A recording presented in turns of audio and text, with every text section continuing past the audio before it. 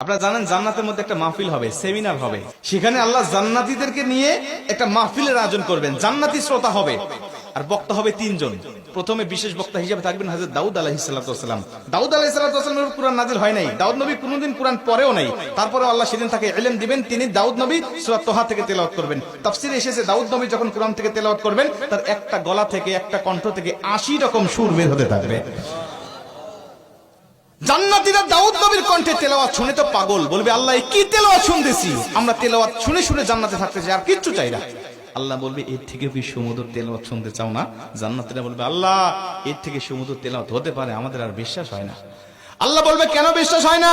দাউদ নবীর উপরে কোরআন নাজিল হয় নাই, দাউদ নবী কোরআনের জন্য মার খায় নাই। যে নবীর উপরে কোরআন নাজিল করেছি, যে নবী কোরআনের জন্য মার খেয়েছে, দাঁত শহীদ করেছে, মাথার হেলমেট ভেঙেছে, উহুদের প্রান্তরে রক্তক্ষরণ করেছে, ওই নবীর কণ্ঠ থেকে কোরআনের তেলাওয়াত শোনো কেমন সুমধুর শোনা যায়। আমার নবী যখন সূরা ইয়াসিন থেকে তেলাওয়াত করবেন জান্নাতীরা তো পাগল হয়ে যাবে, বলবে আল্লাহ কোনো হুর চাই না, কোনো গিলমান চাই না, কোনো নাজ নিয়ামত, কোনো শরাব, কোনো ঝর্ণা, কোনো কিচ্ছু চাই না। আল্লাহ শুধু নবীর কণ্ঠে তেলাওয়াত শুনে জান্নাতে হাজার হাজার বছর আমরা কাটিয়ে দিতে চাই। আল্লাহ বলবে জান্নাতি এর থেকেও কি সুমধুর তেলাওয়াত তোমরা শুনতে চাও না?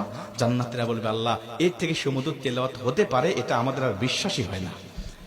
জান্নাতীরা কেন বিশ্বাস হবে না বলো? আমার নবীকে কণ্ঠ দিয়েছি আমি আল্লাহ নিজে, আমার